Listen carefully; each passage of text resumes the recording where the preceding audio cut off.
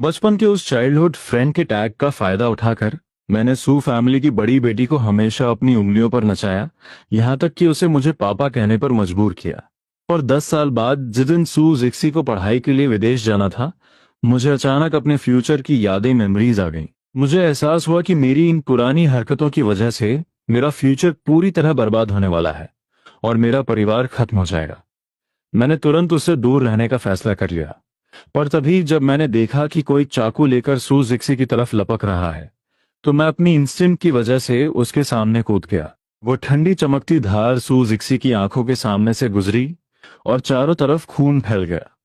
काले कपड़ों वाले उस आदमी ने चाकू निकाला और भाग निकला। सू फैमिली के बॉडीगार्ड्स उसे पकड़ने दौड़े, पर मैं बेदम होकर सू जिक्सी की गोद में गिर गया। उस पल सू जिक्सी की हार्ट बीट जैसे रुक गई, सब कुछ थम सा गया। फिर उसने अपनी हिम्मत जुटाई और कांपते हाथों से मुझे उठाकर गाड़ी में उठाया। उसने घबराते हुए ड्राइवर पर चिल्लाकर कहा, जल्दी गाड़ी हॉस्पिटल ले चलो। मेरा चेहरा सफेद पड़ रहा था और शरीर की गर्माहट धीरे धीरे कम हो रही थी। सू सू जिक्सी, मुझे तुमसे कुछ कहना है। मेरी बात सुनकर उसकी आवाज कांपने लगी। जो कहना है हॉस्पिटल पहुंचकर कहना, तब तक बहुत देर हो जाएगी।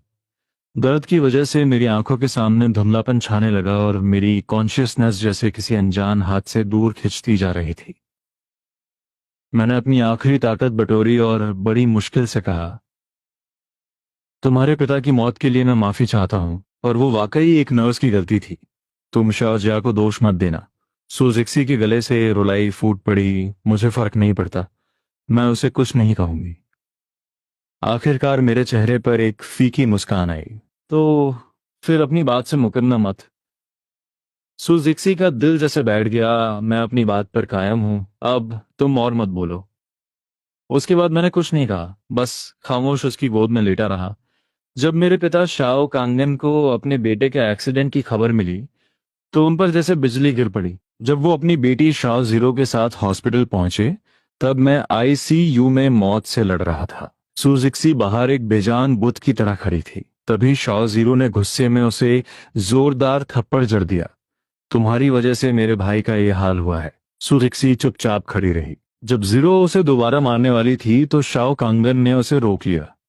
उन्हें बॉडीगार्ड से सब पता चल चुका था।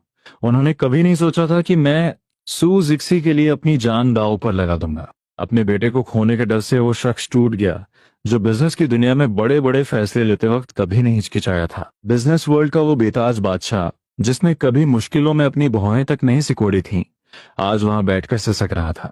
दूसरी तरफ आईसीयू के अंदर मुझे होश आ रहा था। मुझे जागता देख नर्स खुशी से चिल्लाई, शाओयंग मास्टर, आप होश में आ गए। मैंने हैरानी से चारों तरफ देखा। ये कहाँ हूं मैं? ये आईसीयू है? आपकी सर्जरी सफल रही? धीरे धीरे सारी मेमोरीज मेरे दिमाग में वापस आने लगी। वो सब भी जो मैंने गाड़ी में कहा था। मैंने गहरी सांस ली और पूछा, क्या मैं मर जाऊंगा? नहीं, अब खतरा टल चुका है। कुछ दिनों में आपको जनरल वार्ड में शिफ्ट कर दिया जाएगा। ये सुनकर मैं दंग रह गया। अगर मैं नहीं मरा, तो क्या सुजिक्सी अपना वादा निभाएगी? मैंने फौरन नर्स को इशारा किया, सुनो, मेरे पिता को अंदर बुलाओ। पर ध्यान रहे उनके अलावा और कोई अंदर ना आए। आईसीयू के बाहर सुजिक्सी का चेहरा सफेद पड़ा था। तभी नर्स बाहर आई और बोली, शाओयंग मास्टर को होश आ गया है, वो अपने पिता से मिलना चाहते हैं। शाओ कंगन लड़खड़ाते हुए अंदर भागे। सुजिक्सी भी मुझसे मिलने के लिए उठी, पर शाओ जीरो ने उसका रास्ता रोक लिया। मेरा भाई सिर्फ अपने पिता से मिलना चाहता है, उसने अपनी बहन तक का नाम नहीं लिया। सुजिक्सी, तुम अंदर जाने का सपना भी अब देखना। सुजिक्सी के होंठ कांपे, पर वो कुछ नहीं बोली। कुछ मिनटों बाद शाओ कांगन भारी मन से बाहर आए।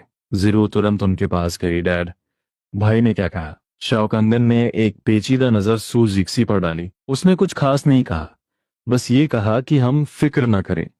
इतना कहकर वो चुपचाप कुर्सी पर बैठ गए। आधी रात को आईसीयू की मशीन्स ने अचानक शोर मचाना शुरू कर दिया। डॉक्टर्स और नर्सेस की भगदड़ मच गई। मुझे दोबारा इमरजेंसी के लिए ले जाया गया, लेकिन इस बार मैं वापस नहीं आ पाया। वो चाकू हार्ट के बहुत करीब था। सॉरी, हम उसे नहीं बचा सके। डॉक्टर की बात सुजिक्सी के कानों में बिजली की तरह कड़की। शाओ कांगन सुन्न खड़े थे। सफेद चादर ने मेरा चेहरा ढक दिया था। सुजिक्सी ने कांपते हाथों से वो चादर हटाने की कोशिश की ताकि वो आखिरी बार मुझे देख सके, पर शाओ जीरो ने उसे धक्का देकर पीछे कर दिया। तुमने मेरे भाई को मार डाला, अब किस मुंह से उसे देखने आई हो? सुजिक्सी खामोश रही। जब शाओ फैमिली मुझे वहां से ले जाने लगी तो उसे महसूस हुआ कि उसके अंदर का भी कुछ मर चुका है। शाओ फैमिली के वारिस की मौत की खबर पूरे शहर में आग की तरह फैल गई। हर कोई जानता था कि मैंने सुजेक्सी को बचाने के लिए अपनी जान दे दी। मीडिया ने हमारी पुरानी कहानियों को खोदना शुरू किया। कैसे मैंने उसके लिए अपनी पढ़ाई और विदेश जाना छोड़ दिया, कैसे उसकी कंपनी को बचाने के लिए 40 बिलियन के चेक दिए। ये सब पढ़कर यांग वेई की आंखों में आंसू आ गए। उसे पता था कि शाओ चुनन ने सुजिक्सी के लिए क्या कुछ नहीं किया और बदले में उसे सिर्फ बेरुखी मिली। पर यह सच सिर्फ वही जानता था, क्योंकि मैंने उसे कभी कुछ बोलने नहीं दिया था। उसे आज भी याद था जब मैं कंपनी आया था और सुजिक्सी ने मुझसे बुरा बर्ताव किया था। उस दिन के बाद मैं दोबारा वहां नहीं गया, पर मैंने यांग वी को एक लिस्ट दी थी और कहा था इन कंपनी से बात कर लेना, वो तुम्हारी मदद करेंगे। उस लिस्ट के साथ 300 मिलियन का चेक भी था, पर शर्त ये थी कि सुजिक्सी को पता ना चले। सच तो ये है कि अगर शाओ चुनान के दिए वो क्लाइंट्स और फंड्स न होते तो सुजिक्सी की कंपनी कभी खड़ी नहीं हो पाती। यांग वे ने भारी आवाज में सब सच बता दिया। शाओ चुनान ने तुम्हारी इतनी मदद की और अंत में तुम्हें बचाने के लिए जान दे दी। उसके दिल में कोई नफरत नहीं थी। तुमने उसे और उसके परिवार को समझने में गलती कर दी। शाओ चुनान का फ्यूनरल बहुत सादा था। परिवार ने सुजिक्सी को नहीं बुलाया था, पर कजन भाई रोनांग ने उसे फोन कर दिया। उसे पता था कि उसका भाई सुजिक्सी से कितना प्यार करता था। शायद वो उसे आखिरी बार देखना चाहता हो। जब सुजिक्सी वहां पहुंची तो शाओ जीरो ने उसे रोकना चाहा, पर शाओ कांगन ने मना कर दिया। अगर वो उसे विदा करने आई है तो आने दो। गमगीन संगीत के बीच उन्होंने अपने बेटे की राख को दफन कर दिया। मेरे वजूद का आखिरी निशान भी पत्थर के नीचे दब गया। सब लोग चले गए, पर सुजिक्सी वहीं खड़ी रही।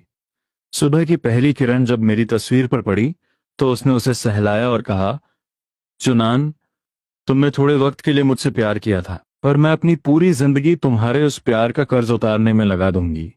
इधर नॉर्थ सिटी एयरपोर्ट पर शाओ कांगन ने बड़े प्यार से मेरा हाथ पकड़ा हुआ था। मैंने कहा था कुछ दिन रुक कर जाओ, और तुम माने ही नहीं। मैंने बस एक फीकी मुस्कान दी। पास खड़ी भाई रोनान की आंखों में आंसू थे। भाई, आपने अपनी फेक डेथ के बारे में मुझे बताया तक नहीं। जानते हैं मैं कितना रोई हूं। अगर बता देता तो मेरा प्लान फेल हो जाता। तुम फ्यूनरल में रोने के बजाय मुस्कुरा रही होती। ये सुनकर वो मुंह बनाने लगी। पर फिर भी मुझे 1 महीने तक ऐसे तड़पना ठीक नहीं था। मैं जानता था वो दुखी थी, पर जब उसे मेरा फोन आया कि एयरपोर्ट आ जाओ तो उसे लगा वो सपना देख रही है। नन, मैं हूं, मैं जिंदा हूं। उसकी खुशी का ठिकाना है। सबको अलविदा कहकर मेरा प्लेन आखिर उड़ चला। नीचे इमारतों को छोटा होते देख मुझे सुकून महसूस हो रहा था। मेरे जाने के बाद सुजिक्सी बहुत बीमार पड़ी और पूरी तरह बदल गई। अब उसका मिजाज और काम करने का तरीका कोई समझ नहीं पाता था। 5 साल बीत गए। सुजिक्सी आज भी मेरी कब्र पर फूल चढ़ाने आती है।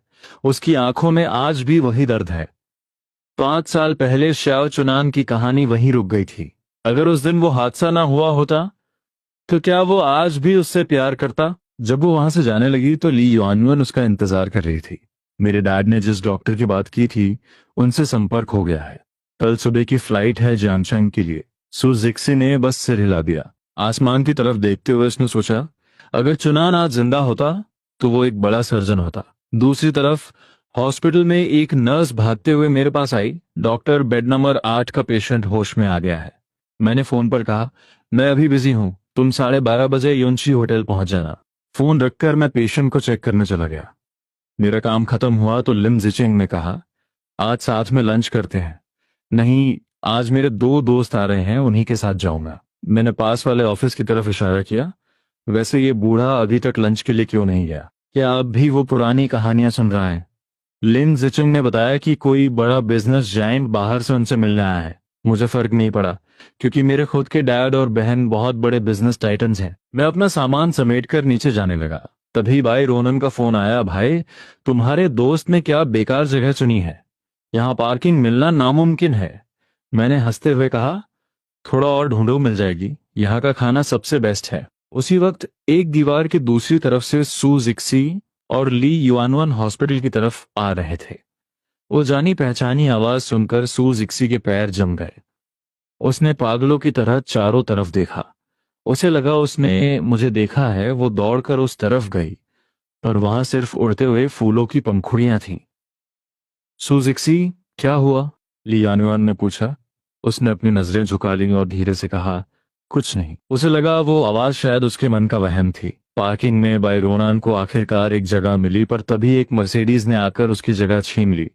गुस्से में उसने खिड़की खटखटाई। ये क्या बदतमीजी है?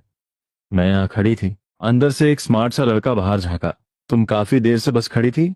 मुझे लगा तुम्हें पार्किंग नहीं चाहिए। भाई रोनन भड़क गई। किसने कहा मुझे नहीं चाहिए? लड़के ने मजाक उड़ाया। तो क्या तुम्हारी ड्राइविंग इतनी खराब है कि तुम इसे पार्क नहीं कर पा रही थी? रोनान का चेहरा गुस्से से लाल हो गया। तुमने रूल्स तोड़े हैं, ये मेरी जगह थी। जल्दी बाहर निकालो अपनी गाड़ी। उस लड़के ने दरवाजा बंद करते हुए कहा, इतनी खूबसूरत होकर भी तमीज नहीं है। लेडीज फर्स्ट का जमाना गया, अब जेंटलमैन फर्स्ट का रूल है। भाई रोनान उसकी लॉजिक सुनकर दंग रह गई। तुम्हारे जैसे मर्द को तो। लड़का चिढ़ गया। कैसा मर्द? साफ साफ बोलो। ये पब्लिक पार्किंग है, तुम रास्ता रोक रही थी, इसमें मेरी क्या गलती? भाई रोनान ने गुस्से में उसकी गाड़ी पर एक लात मारी और अपनी कार लेकर वहां से निकल गए। लड़का हक्का बक्का रह गया। पागल औरत, गुस्सा गाड़ी पर क्यों निकाल रही है? इधर मैं जब होटल पहुंचा तो देखा कि गांव यहान बुरी तरह चिढ़ा हुआ था। तुझे क्या हुआ? आज मेरा दिन ही खराब है। एक बदतमीज औरत मिली जो पार्किंग के सामने खड़ी थी। जब मैंने अपनी गाड़ी पार्क की तो उसने बहस की और मेरी कार पर लात मारकर भाग गई। अरे, ये तो वाकई हद है। तभी मैंने दरवाजे पर बाई रोनान को देखा और उसे पास बुलाया। उसे देखते ही गांव हियान के होश उड़ गए, जैसे उसने कोई भूत देख लिया हो। मैंने हैरानी से पूछा, तुम तो बहुत पहले आ गई थी ना, फिर देर क्यों हुई? क्या बताऊं भाई, रास्ते में एक इडियट मिल गया था, उसी की वजह से देर हो गई। ये सुनकर गांव यहान अपनी जगह से खड़ा हो गया। तुमने इडियट किसे कहा? बाई रोनान ने आराम से पानी पिया और बोली, जिसने सुना उसी को कहा। दोनों के बीच बहस छिड़ गई। चुनान, देख इसे। मैं दोनों को शांत कराने की कोशिश करने लगा। बड़ी मुश्किल से खाना खत्म हुआ।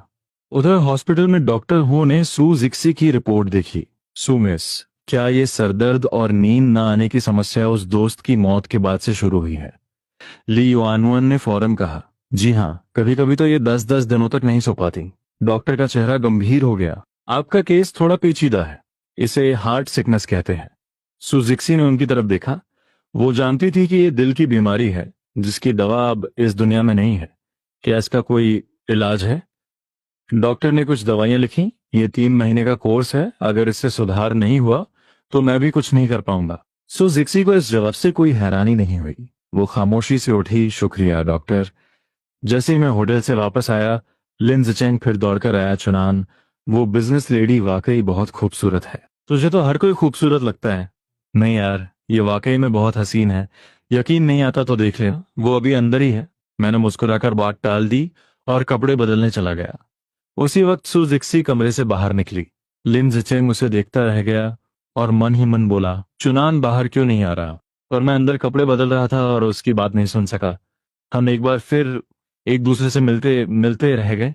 अगले दिन एयरपोर्ट पर मैं बाई रोनान को छोड़ने गया था।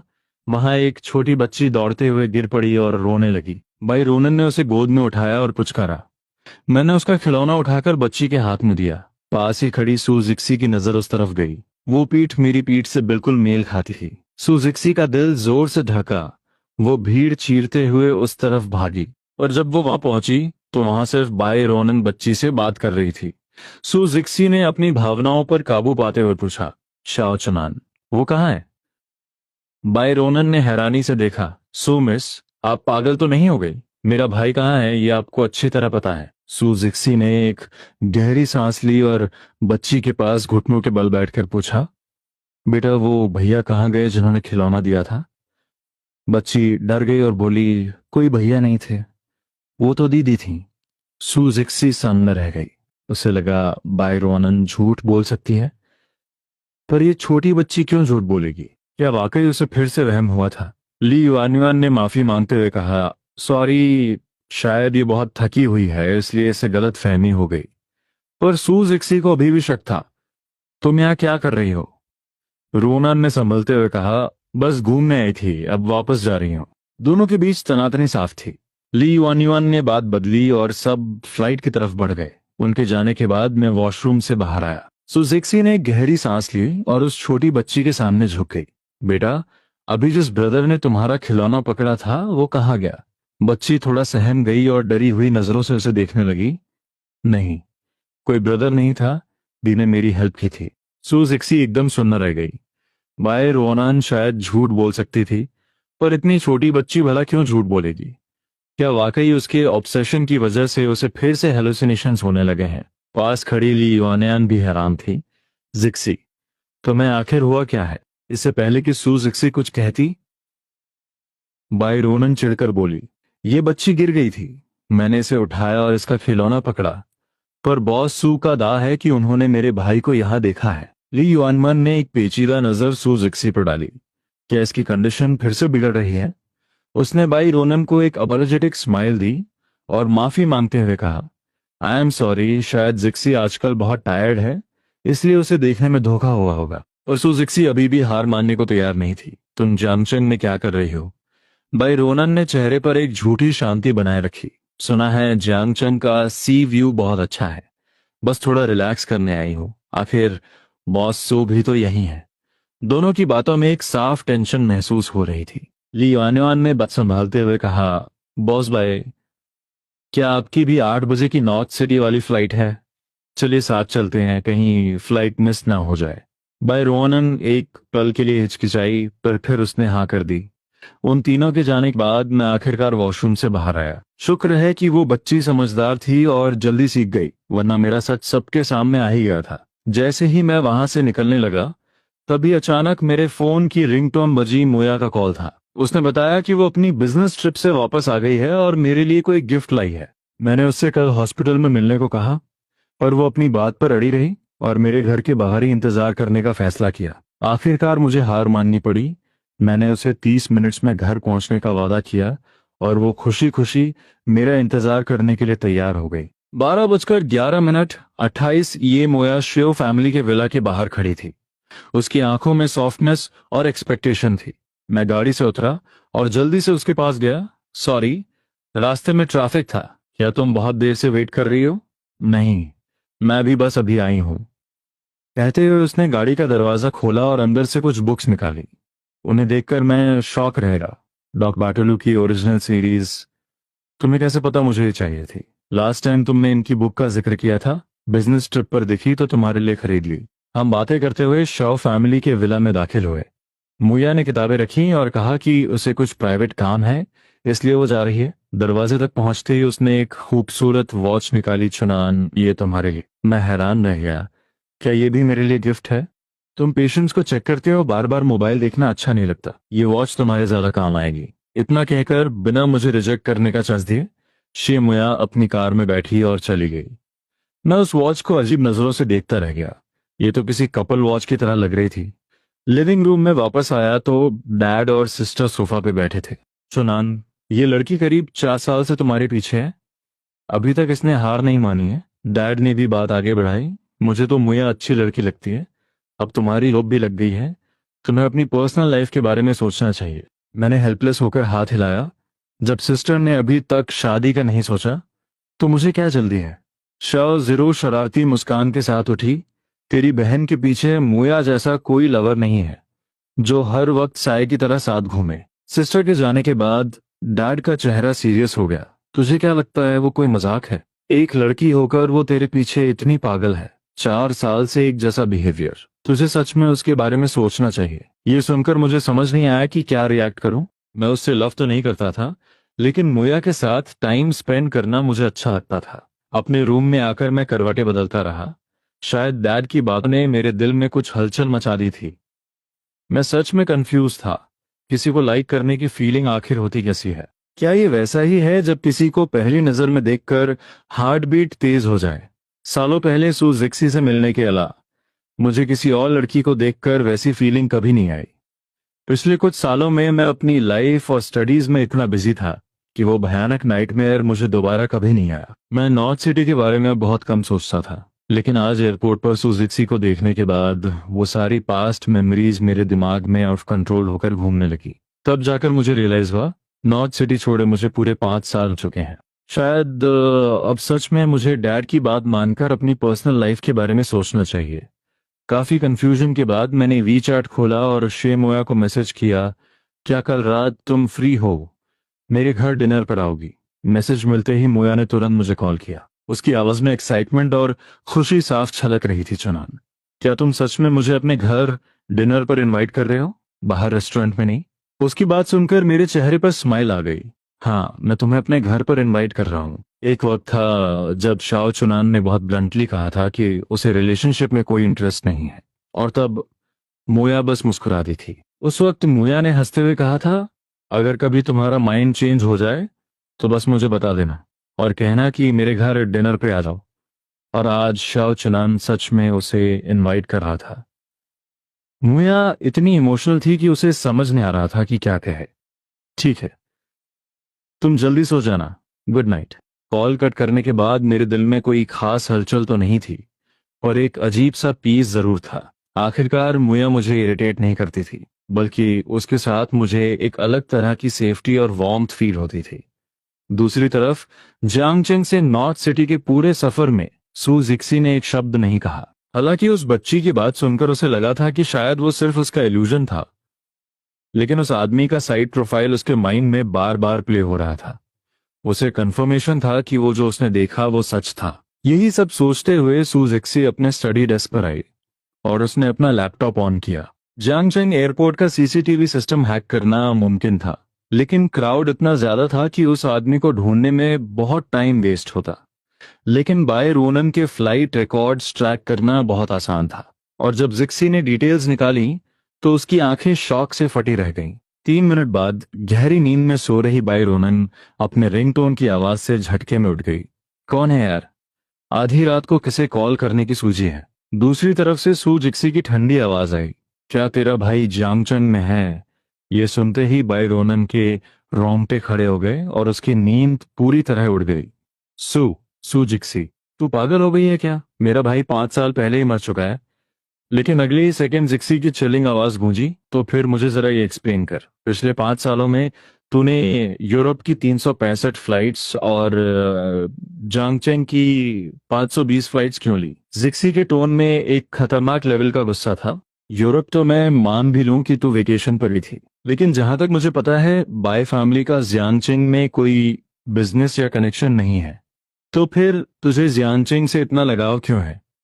बाय रोनान गुस्से से भड़क उठी, तूने मेरे ट्रैवल रिकॉर्ड्स चेक किए और मैं तुझे एक्सप्लेनेशन क्यों दूं?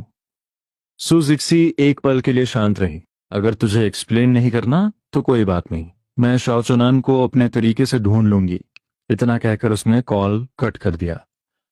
अब बाय रोनान की नींद पूरी तरह हराम हो चुकी थी। वो मुझे कॉल करना चाहती थी, लेकिन टाइम देखा तो रात के 2:30 बज रहे थे। उसने सोचा, छोड़ो, सुबह पर्सनली जाकर सू जिक्सी से मिलती हूँ।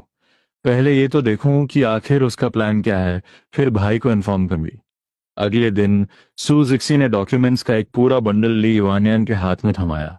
जाओ और पता लगाओ कि जांगचंग की इस मेडिकल कंपनी का असली बॉस कौन है। ली युआनियन ने डॉक्यूमेंट्स लिए और कंफ्यूजन के साथ पूछा, हमें इस कंपनी के डिटेल क्यों चेक करने हैं? सू जिक्सी ने एक ठंडी नजर से उसे देखा, मुझे डाउट है कि इसका कनेक्शन शॉ ग्रुप से है। ली युआनियन ये सुनकर ब्लैंक रह गई। शॉ यंग मास्टर की डेथ तुम्हारे सामने हुई थी। अब शॉ फैमिली की डिटेल्स चेक करने से भी तुम्हें शॉ चुनान वापस नहीं मिलेगा। सू जिक्सी ने कोई रिएक्शन नहीं दिया, लेकिन उन रिपोर्ट्स को देखकर उसके माइंड में आखिरकार एक क्लियर पिक्चर बन चुकी थी। और जब उसे पता चला कि उस मेडिकल कंपनी के मेन कंट्रोलर का सरनेम शॉ है, तो सू जिक्सी के हाथ में पकड़ा हुआ पेन टूट गया। दूसरी तरफ बाय रोनान अगले दिन सू जिक्सी से मिलने उसकी कंपनी पहुंची, लेकिन वहां जो डिटेल्स उसे पता चली उसने रोनान के होश उड़ा दिए। सू जिक्सी मेरे भाई शाओ चुनान की कब्र खुदवा रही है। सू जिक्सी सच जानने के लिए सचमुच ग्रेवयार्ड खोद रही थी। ये सुनकर भाई रोनान का दिमाग फट गया और वो डायरेक्टली अपनी कार दौड़ाते हुए लोकेशन पर पहुंची। सू जिक्सी, तू सच में पागल हो गई है क्या? मेरे भाई को मरे हुए 5 साल हो चुके हैं और तू उसकी कब्र खुदवा रही है। सू जिक्सी ने कोई जवाब नहीं दिया, बस एक बेहद कोल्ड लुक के साथ उसे देखा। उस डरावनी नजर से रोनान अंदर तक कांप गई। सू जिक्सी, मैं तुझसे पूछ रही हूं, तू मेरे भाई की कब्र क्यों खुदवा रही है? सू जिक्सी की आवाज में जरा भी इमोशन नहीं था। मुझे एशेस का डीएनए चेक करना है। ये सुनते ही रोनान को लगा जैसे उस पर बिजली गिर पड़ी हो। मेरा भाई अब दुनिया में नहीं है और नॉर्थ सिटी में उसका कोई डायरेक्ट ब्लड रिलेटिव भी नहीं है, तो तू एशेस से डीएनए मैच कैसे करेगी? जब रोनान ने देखा कि वर्कर्स लगातार खुदाई कर रहे हैं तो वो पैनिक हो गई। उसने तुरंत ग्रेवयार्ड मैनेजर को बुला लिया, लेकिन मैनेजर ने रोनान की एक ना सुनी। आप मिस्टर शाओ की क्या लगती हैं? भाई रोनान ने गुस्से से चिल्लाते हुए कहा, मैं उसकी सिस्टर हूं। मैनेजर के चेहरे पर साफ डिसबिलीफ था। तो फिर पिछले इतने सालों में मैंने आपको कभी मिस्टर शाओ की कब्र पर विजिट करते हुए क्यों नहीं देखा, जबकि ये मिस सू तो हर दूसरे दिन यहाँ आती हैं और घंटों मिस्टर शाओ के टूमस्टोन के सामने बैठी रहती हैं। मैनेजर की ये बात सुनकर भी सू जिक्सी के एक्सप्रेशन में कोई बदलाव नहीं आया। पास खड़ी ली युआनियन ने भी कंफर्म किया, बॉस बाई ने तो कभी यहाँ कदम भी नहीं रखा, जबकि वो दावा करती हैं कि उनका बॉन्ड सगे भाई बहनों से भी ज्यादा स्ट्रांग था। अपनी चोरी पकड़े जाने पर बाई रोनान बुरी तरह फ्रस्ट्रेट हो गई और अपना फेक गुस्सा दिखाने लगी, लेकिन किसी ने उस पर ध्यान नहीं दिया। तभी वर्कर्स ने हेवी मार्बल कवर को हटा दिया। सू जिक्सी बहुत केयर के साथ उस एशेस बॉक्स को देखने लगी। बाई रोनान ने युआन का हाथ पकड़ा। आखिर सू जिक्सी डीएनए टेस्ट कैसे करेगी? ली युआनवान ने गहरी सांस ली। जिस दिन शाओ चुनान की डेथ हुई, जिक्सी ही उसे हॉस्पिटल ले गई थी। उस दिन जिक्सी के कपड़ों पर चुनान का ब्लड लग गया था। भाई रोनान की आंखें शौक से फटी की फटी रह गईं। क्या? भाई रोनान को अपने कानों पर यकीन नहीं हो रहा था। क्या उसने सच में वो ब्लड वाले कपड़े 5 साल तक संभाल कर रखे हैं? ली युआनवान के चेहरे पर एक अजीब सा एक्सप्रेशन था। उसने हेल्पलेसली हाँ में सिर हिला दिया। सुजिक्सी की पीठ को घूरते हुए रोनान की आंखों में खौफ और शौक साफ नजर आ रहा था। क्या ये सच में साइको हो चुकी है? खून से सने कपड़े 5 साल तक कौन रखता है? जरा सा डाउट क्या हुआ, सीधा कब्र ही खुदवा दी। क्या कोई नॉर्मल इंसान ऐसा कर सकता है? ली वनवन ने लंबी सांस छोड़ते हुए कहा, अगर साइको नहीं भी हुई है तो उस लेवल तक पहुंच चुकी है। दूसरी तरफ मैं अपनी ड्यूटी खत्म करके निकला ही था कि मुझे कॉल आया। लाइन के उस पार बाय रोनन पागलों की तरह चिल्ला रही थी, ब्रदर सुजिक्सी ने तुम्हारी कब्र खोद दी है, वो डीएनए टेस्ट कर रही है, और सबसे बड़ी टेंशन ये है कि उसके पास 5 साल पुराने वो कपड़े हैं जिन पर तुम्हारा ब्लड लगा हुआ था। उससे आराम से तुम्हारा डीएनए एक्सट्रैक्ट हो जाएगा। ये सुनते ही मुझे लगा जैसे किसी ने मेरे दिमाग पर बम फोड़ दिया हो। तूने तो कहा था कि उसे कोई डाउट नहीं है। उसे लगा था कि वो उसका हेलुसिनेशन है। उस वक्त तो उसे डाउट नहीं था, पर मुझे क्या पता था कि नॉर्थ सिटी वापस जाते ही वो मेरे ट्रैवल हिस्ट्री चेक कर लेगी। आधी रात को कॉल करके मुझसे पूछ रही थी कि मैं 520 बार जानचेंग क्यों गई। सच कहूं तो ब्रदर, बहुत साल बीत गए हैं, अब तुम्हें छुपना बंद कर देना चाहिए। नाइटमेयर आखिर एक सपना ही तो है। मुझे नहीं लगता कि वो तुम्हें कोई नुकसान पहुंचाएगी। उसकी बात सुनकर मैं हेल्पलेस फील कर रहा था। बात ये नहीं है कि वो मुझे नुकसान पहुंचाएगी या नहीं, बात यह है कि मैं नहीं चाहता उसे पता चले कि मैं जिंदा हूं। मैंने अपनी फेक डेथ का नाटक किया और शॉ फैमिली ने इतना सब सैक्रिफाइस किया। ये सब इसलिए नहीं था कि मैं फिर से सू जिक्सी के जाल में फंस जाऊं। प्रेजेंट सिचुएशन को एनालाइज करने के बाद मैंने कहा, तू टेंशन मत ले, उस बॉक्स के अंदर सिर्फ लकड़ी और पौधों की एशेज हैं। टेस्ट में कुछ नहीं निकलेगा, लेकिन सू जिक्सी तुझे दोबारा जरूर टारगेट करेगी। कुछ भी हो जाए तो उसे मेरी लोकेशन और एड्रेस बिल्कुल मत बताना। बाय रोनान ने तुरंत हाँ कर दी। ब्रदर तुम चिल रहो, जान दे दूंगी, लेकिन तुम्हारा एड्रेस नहीं बताऊंगी।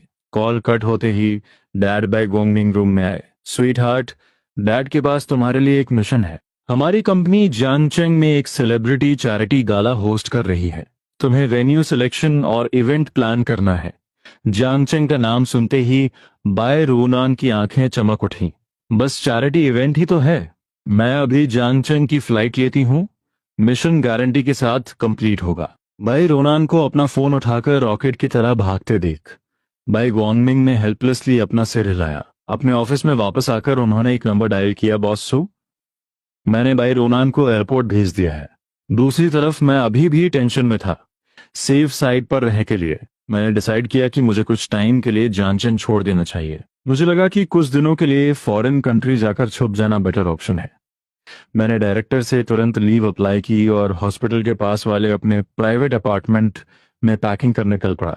जैसे ही मेन गेट से बाहर निकला, भाई रोनिन का कॉल आ गया, ब्रदर क्या तुम हॉस्पिटल में हो?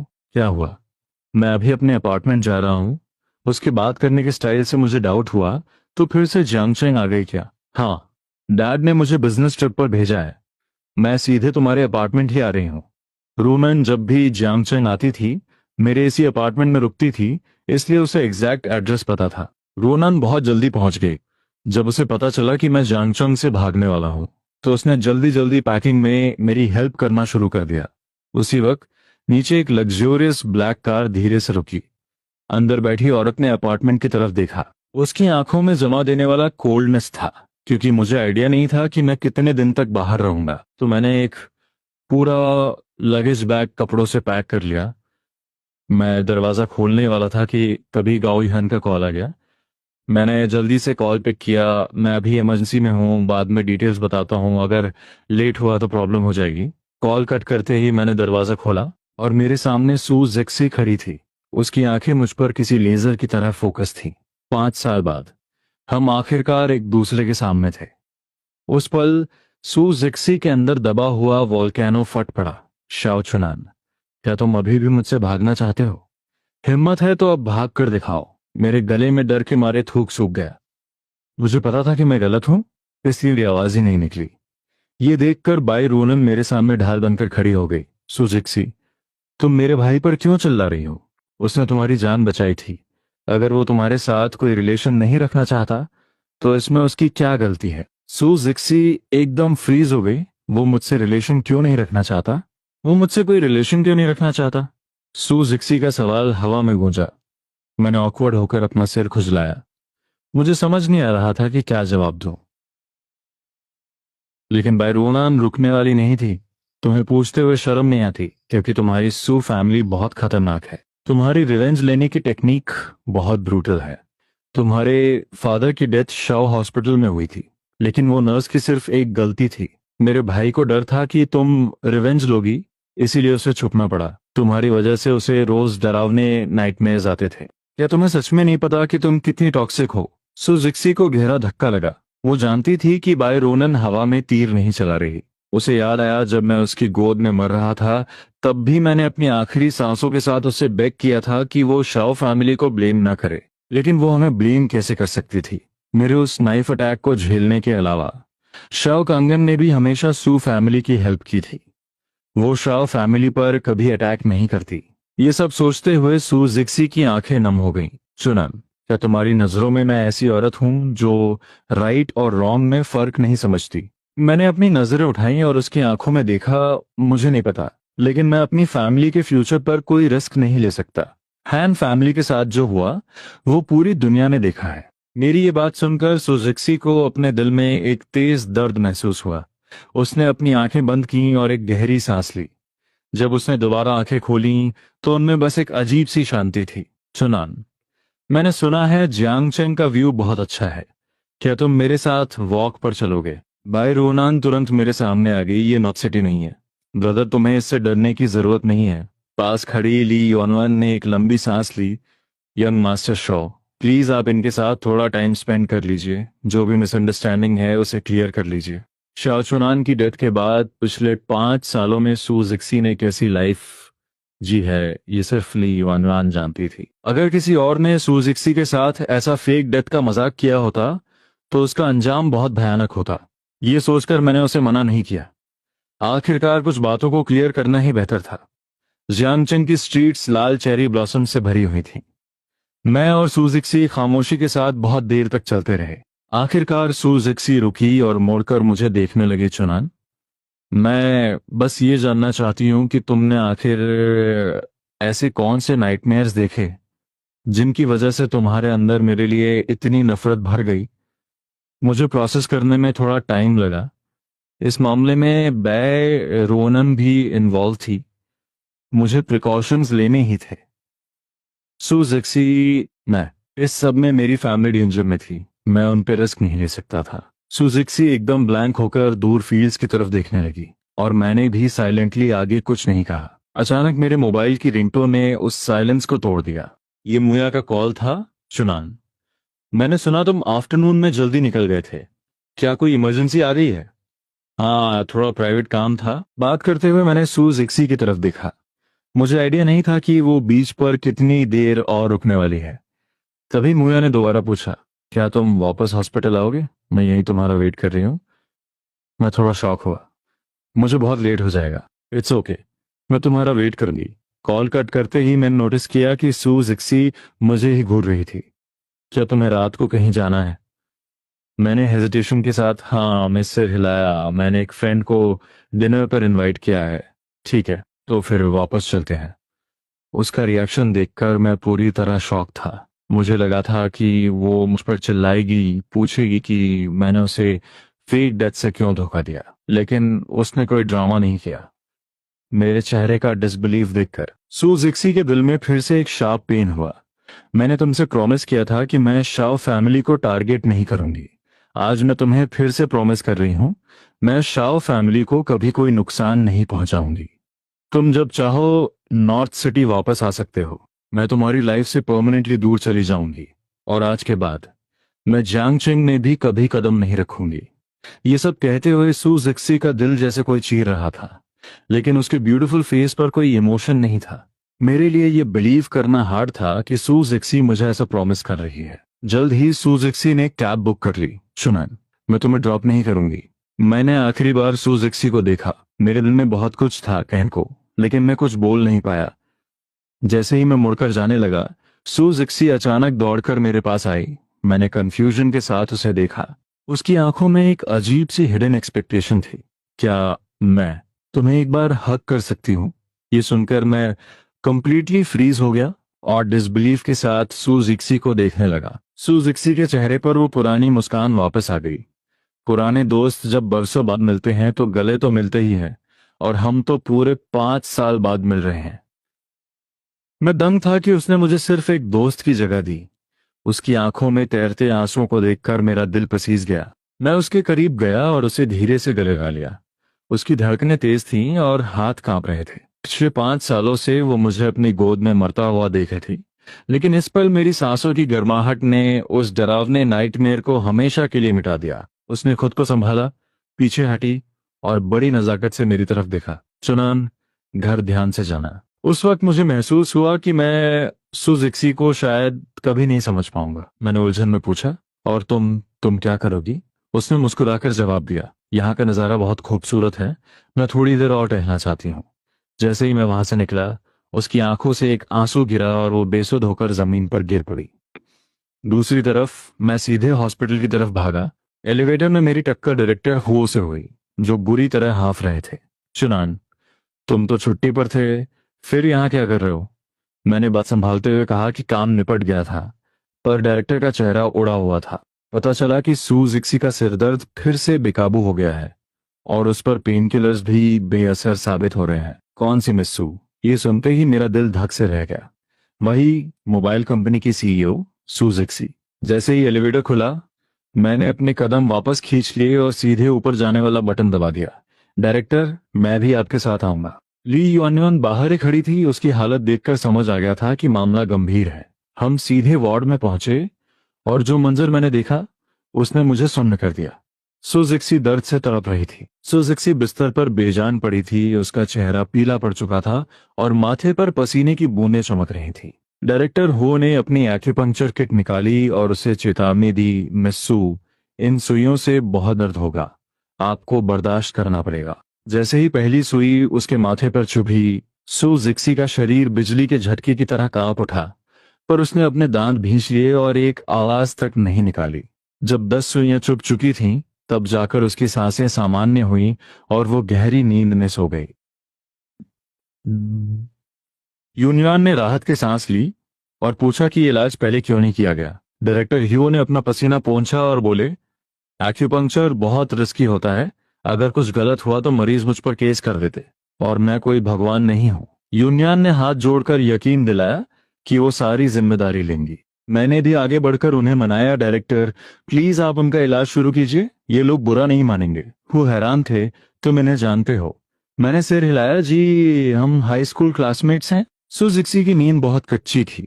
नींद में उसे मेरी आवाज सुनाई दी। डायरेक्टर हो आखिरकार इलाज के लिए मान गए, पर शर्त यह थी कि अगले 3 महीने सुजिक्सी को इसी हॉस्पिटल में एडमिट रहना होगा। जब मैंने उसकी बीमारी के बारे में गहराई से पूछा तो पता चला कि ये एक गहरा साइकोलॉजिकल ट्रॉमा है। 5 साल पहले एक दोस्त ने उसे बचाने के लिए अपनी जान दी थी। उस याद ने उसकी रातों की नींद छीन थी। मैं उसे खामोशी से देखता रहा। क्या वो दोस्त मैं ही था? युआन युआन ने साफ लफ्जों में कह दिया। शाओ यंग मास्टर के अलावा उसके लिए और कौन मर सकता था? डायरेक्टर हो ये सुनकर दंग रह गए।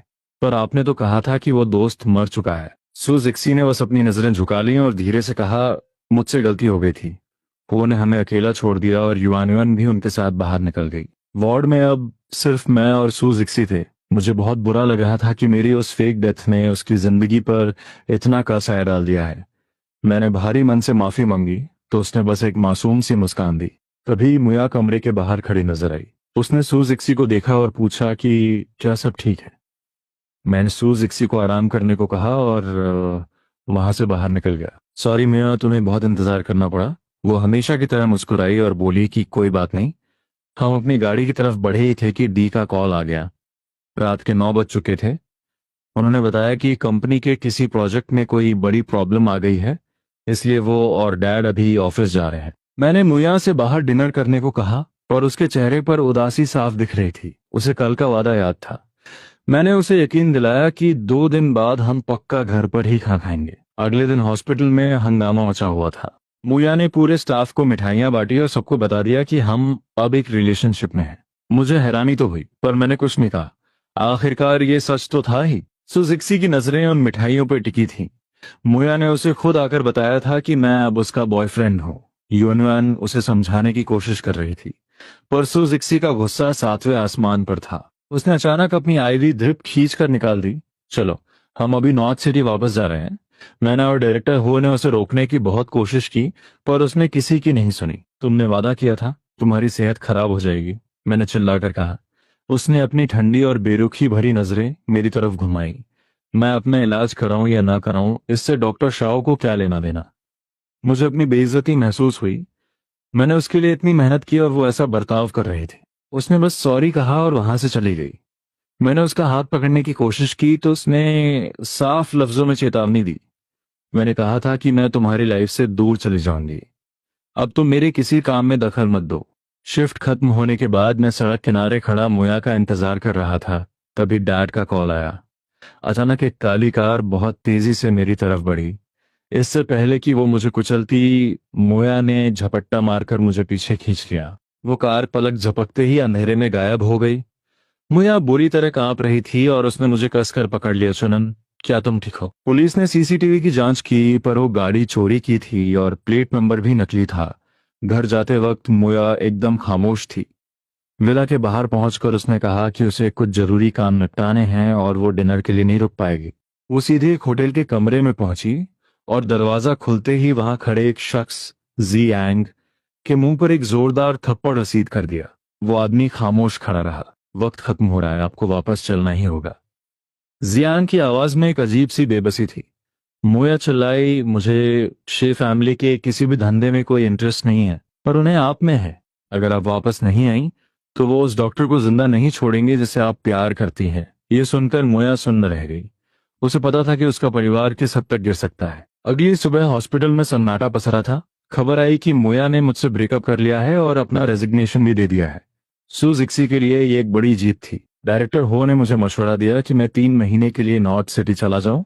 वहां जाकर तुम्हारा मन भी बहल जाएगा और सू जिक्सी का इलाज भी पूरा हो जाएगा। मैंने नॉर्थ सिटी जाने से साफ इनकार कर दिया। पर 3 दिन बाद खबर आई कि प्रेस कॉन्फ्रेंस के दौरान हन चिंगफिंग ने सू जिक्सी पर जानलेवा हमला कर दिया है। ली वनियन ने बाय ग्रुप के साथ सारे रिश्ते तोड़ दिए। मैंने तुरंत रोनान को फोन किया। उसे यकीन नहीं हो रहा था कि जिस लड़की की उसने मदद की वही सू जिक्सी का कातिल बनने की कोशिश करेगा। हन चिंगफिंग को अरेस्ट कर लिया गया था। इस एक हादसे ने बाई फैमिली की इज्जत और शेयर्स मिट्टी में मिला दिए थे। अंकल सदमे में हॉस्पिटल पहुंच गए थे। मुझे अपना वो पुराना नाइटमेयर सच होता दिखने लगा। पहले शाओ फैमिली, फिर हान फैमिली और अब बाई फैमिली का नंबर था। मैंने कांपते हाथों से सू जिक्सी का नंबर मांगा। रोनान ने कहा कि सू जिक्सी किसी से नहीं मिल रही, पर मैंने ठान लिया था कि मैं उसे मना कर रहूंगा। आखिरकार मैं उसकी जान बचाई थी। मैंने उसे कॉल किया पर उसने नहीं उठाया। मैंने एक मैसेज भेजा, हेलो बॉसू, मैं शॉ चुनान बोल रहा हूँ। पर कोई जवाब नहीं आया। मेरी घबराहट बढ़ती जा रही थी। सुजिक्सी के पास मेरा मैसेज और मिस्ड कॉल्स पहुंच चुके थे। वो अच्छी तरह जानती थी कि मैंने क्यों कॉल किया है। उसने डायल बटन दबाने के लिए उंगली उठाई, पर फिर कुछ सोचकर रुक गई।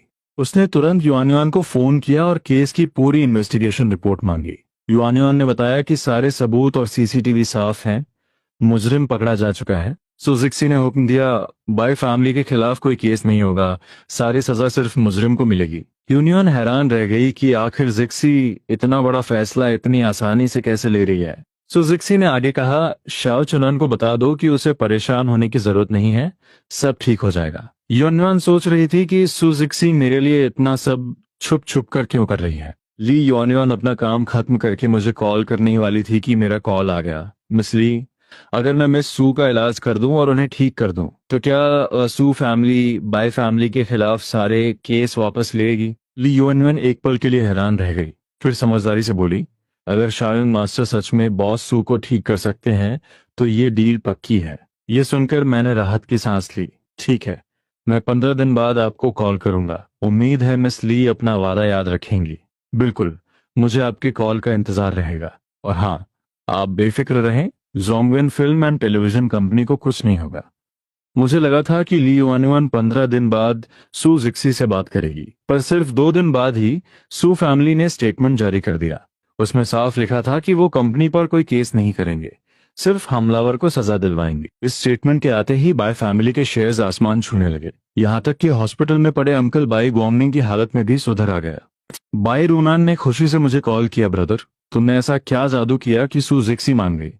मुझे खुद भी उम्मीद नहीं थी कि स्टेटमेंट इतनी जल्दी आ जाएगा। मैंने रोनान को ली युआनयुआन से हुई डील के बारे में कुछ नहीं बताया, बस इतना कहा कि मैं कुछ दिनों के लिए मेडिकल कॉलेज में कोर्स करने नॉर्थ सिटी जा रहा हूं। 15 दिन बाद जब मैंने ली युआनयुआन को बताया कि मैं कंपनी के नीचे खड़ा हूं, तो वो शॉक्ड होकर दौड़ती हुई नीचे आई। मुझे देखकर उसने एक गहरी सांस ली। मैंने मुस्कुराकर कहा, मैं अपना वादा पूरा करने आया हूं। यूनियन थोड़ा कंफ्यूज थी, पर डायरेक्टर हु कहाँ है? डायरेक्टर नहीं आए, पर मैं बॉस सू का इलाज कर सकता हूँ। तभी यूनियन का फोन बज उठा। कॉल डायरेक्टर हु का था, जिन्होंने मेरे इलाज करने का पूरा प्लान उसे समझाया। ये सुनकर युआनयुआन की खुशी का ठिकाना नहीं रहा, क्योंकि सू जिक्सी के लिए ये एक चमत्कार से कम नहीं था। वो तुरंत मुझे लेकर सू जिक्सी के ऑफिस की तरफ भागी। शाओयंग मास्टर, आप यहीं रुकिए, मैं अंदर जाकर उन्हें बता दूं। मैंने सिर हिलाया और दरवाजे के बाहर खड़ा हो गया। दरवाजा थोड़ा खुला था, इसलिए मुझे युआनयुन की धीमी आवाज सुनाई दे रही थी, और अगले ही पल सू जिक्सी की बर्फीली आवाज गूंजी, ली युआनयुआन, क्या तुम्हें अपनी नौकरी प्यारी नहीं है? उसे अभी के अभी यहां से भेजो। युआनयुआन बेबस थी। उसे लगा था कि सू जिक्सी मुझे मना नहीं कर पाएगी, पर उसका रवैया उम्मीद से कहीं ज्यादा सख्त था। भारी मन से युआनयुन बाहर आई।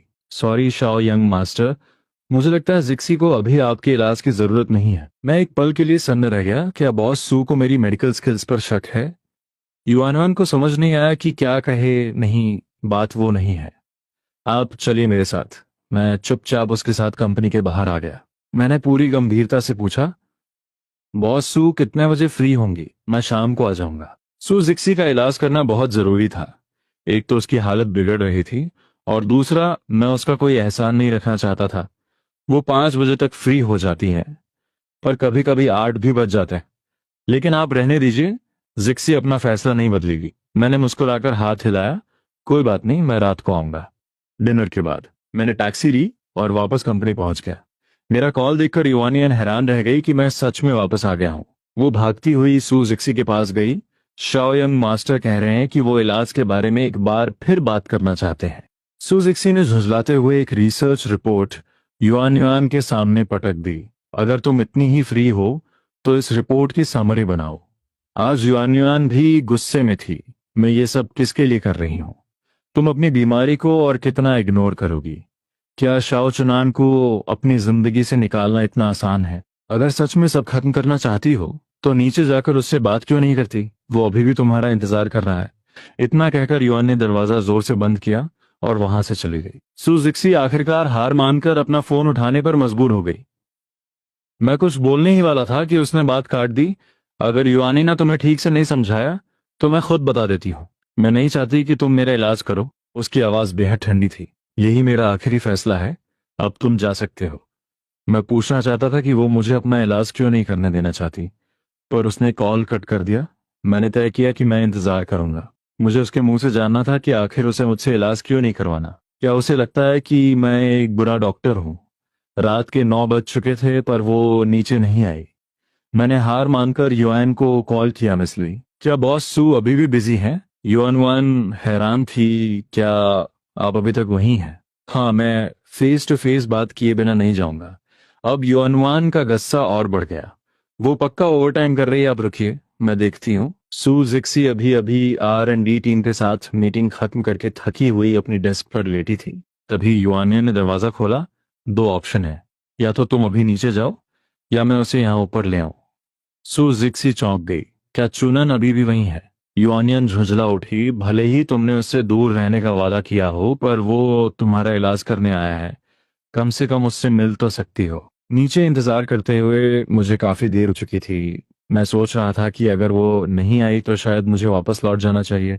तभी मुझे वो जाना पहचाना चेहरा दिखाई दिया। मैं सीधा खड़ा हो गया। बॉस सू, तो आखिरकार आप आ ही गई। सुजिक्सी के चेहरे पर तनाव था। मैंने कहा था ना, तुम जा सकते हो। मुझे समझ नहीं आ रहा कि तुम मुझे इलाज करने से क्यों रोक रही हो। अगर तुम्हें मेरी स्किल्स पर शक है तो एक डॉक्टर होने के नाते मैं कह सकता हूँ कि मैं नॉर्थ सिटी सिर्फ तुम्हारा इलाज करने नहीं आया हूँ।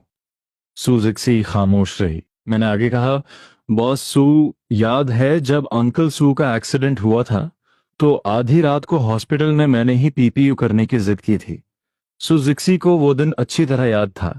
उसी मदद की बदौलत वो कंपनी संभाल पाई थी और दुनिया के सामने खड़ी हो सकी थी। मैंने गंभीरता से कहा, तब भी तुमने मुझे मना किया था, पर मैंने तुम्हें निराश नहीं किया। अगर मैं यहां आया हूं तो मुझे खुद पर पूरा भरोसा है। सू जिक्सी ने कुछ देर सोचा और फिर धीरे से बोली, मुझे तुम्हारी स्किल्स पर कोई शक नहीं है। मैं कंफ्यूज हो गया, तो फिर प्रॉब्लम क्या है? सू जिक्सी की धड़कनें तेज होने लगी। असली बात यह थी कि उसे खुद पर भरोसा नहीं था। इतने सालों बाद मुझे सिर्फ एक झलक देखकर वो खुद को मुश्किल से संभाल पा रही थी। अगर वो रोज मुझसे मिलेगी तो शायद वो मुझे अपने पास रुकने के लिए मजबूर कर दे, और अगर ऐसा हुआ तो वो खुद से नफरत करने लगेगी। उसने अपनी भावनाओं को दबाते हुए कहा, रात बहुत हो चुकी है, तुम वापस जाओ। ये सुनकर मेरे चेहरे पर खुशी छा गई। इसका मतलब बॉस सू इलाज के लिए राजी हैं। मेरी वो प्यार भरी मुस्कान देखकर सू जिक्सी पिघल गई। जुनून उसके होठों पर था, वो हुमा में बदल गया। वो अपने ड्राइवर को मुझे छोड़ने के लिए कहने वाली थी, पर मैं खुद ही कैब बुक कर ली। दिन में मेडिकल कॉलेज की क्लासेस थी, इसलिए हमने तय किया कि इलाज रोज रात 9 बजे होगा। जाने से पहले मैंने पूछा, कल रात मैं आपसे कहाँ मिलूं? सू जिक्सी ने कुछ देर सोचकर कहा, यूक्शी टेरेस। एड्रेस नोट करने के बाद मैंने मुड़कर उसकी तरफ देखा। कल मिलते हैं बॉस सू। मेरी कैब अंधेरे में गायब हो गई। सुजुकी काफी देर तक वहीं खड़ी रही। कल मिलते हैं, ये शब्द सुनकर उसे घबराहट हो रही थी। उसने इतने सालों में बड़ी मुश्किल से अपने दिल को शांत करना सीखा था, पर शाओ चुनान के वापस आते ही उसके दिल में फिर से तूफान आ गया था। अगले दिन क्लासेस खत्म होने के बाद मैं युक्सी टेरेस जाने के लिए कैब का इंतजार कर रहा था। तभी मुझे लगा कोई मुझे घूर रहा है। मैंने पीछे मुड़कर देखा तो एक लड़की बड़ी बड़ी आंखों से मुझे हैरानी से देख रही थी। वो दौड़कर मेरे पास आई। हेलो ब्रदर, मेरा नाम मेंग ची है। आपका नाम क्या है? मुझे वो लड़की दिलचस्प लगी, तो मैंने भी मुस्कुराकर अपना इंट्रोडक्शन दिया। मेरा नाम शाओ चुनान है। क्या क्या आप शाओ ग्रुप के बॉस शाओ कांगन के बेटे हैं? मैं हैरान रह गया। शाओ फैमिली को नॉर्थ सिटी छोड़े 5 साल हो चुके थे, फिर भी ये छोटी सी लड़की मुझे कैसे जानती है?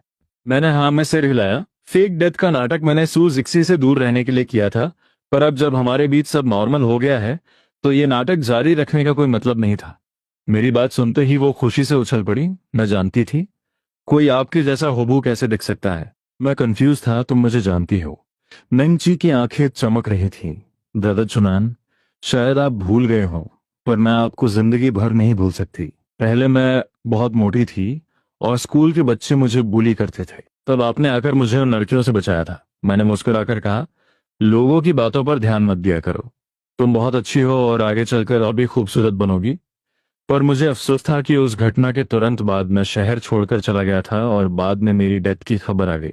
वो लड़की खुशी खुशी मुझे अपनी गाड़ी में बिठाकर ले गई। जब उसे पता चला कि मैं कहाँ जा रहा हूँ तो वो और भी एक्साइटेड हो गई। ब्रदर, क्या आप यहीं रहते हैं? मेरा घर भी यहीं है, पर ये तो बॉस सूजिक्सी का घर है। मैं हैरान था। मैं यहाँ एक मरीज का इलाज करने आया हूँ। तुम सूजिक्सी को जानती हो, वो मेरी बड़ी बहन मेंग वे की कॉलेज फ्रेंड है। ब्रदर, आप चिंता मत कीजिए, मैं आपको सेफली ड्रॉप कर दूंगी। थोड़ी ही देर में गाड़ी युक्सी टेरेस के बाहर रुक गई। मैंने उसे थैंक यू कहा। जाते जाते मेंगची मुस्कुराई। ब्रदर चुनन, कभी टाइम मिले तो हमारे घर डिनर पर आइएगा। मैंने मुस्कुराकर हाँ कर दी और ऊपर चला गया। मैंने दरवाजा खटखटाया। सुजिक्सी ने दरवाजा खोला। अंदर आ जाओ। बेडरूम कहाँ है? एक्यूपंक्चर के लिए तुम्हें लेटना पड़ेगा। सुजिक्सी चुपचाप मुझे बेडरूम में ले गई। उसने 1 मिनट कहा और किचन में चली गई। जब वो वापस आई तो उसके हाथ में फ्रेश आइस्ड ब्लैक टी का गिलास था। ये देखकर मैं हैरान रह गया। आइस्ड ब्लैक टी मेरी फेवरेट ड्रिंक थी, पर काम की वजह से मैं सिर्फ हॉस्पिटल कैंटीन का खाना ही खा पाता था और मैंने बहुत समय से ये नहीं पी थी।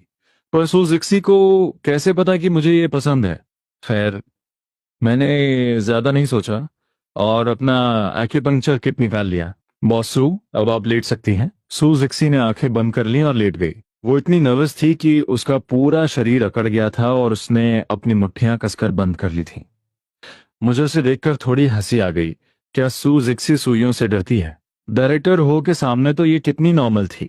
मैंने प्यार से उसे समझाया, बॉस सू, रिलैक्स रहिए, थोड़ा सा दर्द होगा पर जल्दी ठीक हो जाएगा। मैंने पूरी अटेंशन के साथ पहली सुई लगाई। दर्द और घबराहट के मारे सू जिक्सी की हालत खराब हो रही थी। मेरे इलाज के दौरान सू जिक्सी की आंखों के सामने अंधेरा छाने लगा। उसे सिर्फ मेरी प्यार भरी आवाज सुनाई दे रही थी, बस थोड़ा सा और बर्दाश्त करो। आखिरकार दर्द से लड़ते लड़ते वो गहरी नींद में सो गई। मैंने राहत की सांस ली। एक्यूपंक्चर के बाद नर्व्स रिलैक्स हो जाती हैं, इसलिए नींद आना नॉर्मल है। मैंने प्यार से उसे ब्लैंकेट ओढ़ाया और दबे पांव कमरे से बाहर निकल गया। जब मैं नीचे पहुंचा तो बाहर जोरों की बारिश हो रही थी। दरवाजे के पास एक हैंडसम आदमी छाता समेट रहा था। मुझे देखकर वो सुन्न रह गया। शोचनान, तुम मरे नहीं। मैंने मुस्कुराकर जवाब दिया, माफ करना तुम्हारी उम्मीदों पर पानी फेरने के लिए, पर मैं जिंदा हूं। मुझे लगा था कि सू जिक्सी ने मेंग जिहाओ को सब बता दिया होगा। आखिर हाई स्कूल में वो दोनों हमेशा साथ रहते थे। मेंग जिहाओ का चेहरा गुस्से से सफेद पड़ गया। ये सब क्या बकवास है? मुझे उससे बहस करने का कोई शौक नहीं था। ये तुम खुद सू जिक्सी से पूछ लेना। पर जिहाओ ने मेरा रास्ता रोक लिया। तुम जिक्सी के घर में क्या कर रहे हो? मैं उसका इलाज करने आया हूं। जिहाओ को मेरी बात पर शक हुआ। जिक्सी बिल्कुल ठीक है, उसे क्या बीमारी हो सकती है? मैं समझ गया कि जिक्सी ने उसे कुछ नहीं बताया है। कोई बड़ी बीमारी नहीं है, बस सरदर्द है। कुछ दिन एक्यूपंक्चर के बाद ठीक हो जाएगी। माफ करना मेंग यंग मास्टर, मुझे देर हो रही है। पर मेंग जिहाओ ने गुस्से में मेरा रास्ता फिर से रोक लिया। तुम 5 साल तक गायब रहे और अब अचानक वापस आ गए। शहर में इतने डॉक्टर्स हैं, फिर जिक्सी ने आखिर तुम्हें ही क्यों चुना? तुम चाहते क्या हो? मैंने उसकी आंखों में देखकर ठंडे लहजे में कहा, मैं जानता हूं तुम क्या सोच रहे हो। मैंने पहले भी कहा था और आज भी कह रहा हूं, मुझे सू जिक्सी से कोई इंटरेस्ट नहीं है। मेंग जिहाओ की आंखों में नफरत भरी थी, मुझे याद है, पर फिर भी तुमने उसके लिए अपनी जान दे दी, और वो भी मेरे बर्थडे वाले दिन। पिछले 5 सालों से जिक्सी हर साल मेरे बर्थडे पर तुम्हारी कब्र पर आती है। क्या ये भी तुम्हारा दिखावा था? ये सुनकर मैं सन्न रह गया। मुझे सच में नहीं पता था कि उसने ऐसा कुछ किया है। मुझे हैरान देखकर जिहा और भड़क गया। मैं चाहता हूं कि तुम हमेशा के लिए मेरी और जिक्सी की जिंदगी से दूर चले जाओ। मैं चला जाऊंगा, पर अभी नहीं, उसका इलाज पूरा होने के बाद। ये कहकर मैं बारिश में जाने लगा। तभी पीछे से एक आवाज आई, शोजनन। मैंने मुड़कर देखा तो सू जिक्सी खड़ी थी। बारिश हो रही है, मैं तुम्हें छोड़ देती हूँ। मैंने मना कर दिया, कोई बात नहीं, जिहाओ को तुम्हारे साथ रहने दो। और सू जिक्सी का रवैया एकदम सख्त हो गया। जिहाओ, तुम घर जाओ, मैं और ड्राइवर डॉक्टर शाह को छोड़कर आते हैं। मेंग जिहाओ का चेहरा गुस्से से लाल हो गया, पर वो कुछ बोल नहीं पाया। सू जिक्सी ने छाता खोला और मुझे दे दिया। चलो डॉक्टर शॉ। उसकी ये जिद देखकर मैंने बहस करना ठीक नहीं समझा और हम दोनों एक ही छाते के नीचे बारिश में कार की तरफ चल पड़े। कार ज्यादा दूर नहीं थी। हम दोनों पीछे की सीट पर खामोशी से बैठे थे। अजीब सी टेंशन दूर करने के लिए मैंने ही बात शुरू की। सुना है जिस दिन मुझे चोट लगी थी उस दिन मेंग जिहाओ का बर्थडे था, और तुम हर साल उसी दिन मेरी कब्र पर आती थी। मेंग जिहाओ को ये बात अच्छी नहीं लगी। तुम्हें उसे समझाना चाहिए। मेरी वजह से तुम दोनों का रिश्ता खराब नहीं होना चाहिए। मेरी बात सुनकर सुजिक्सी ने झुंझलाकर अपनी भौहें सिकोड़ ली। मेरा और जिहाओ का क्या रिश्ता है? मैं हैरान था। क्या तुम उसे पसंद नहीं करती? मेरी वजह से तुमने उसका बर्थडे खराब कर दिया। तुम्हें माफी मांगनी चाहिए।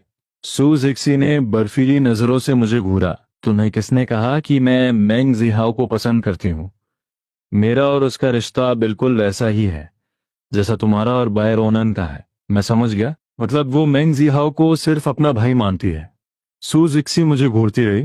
अगर तुम और रोनन भाई बहन हो सकते हैं तो क्या मैं और जिहाओ बहन भाई नहीं हो सकते?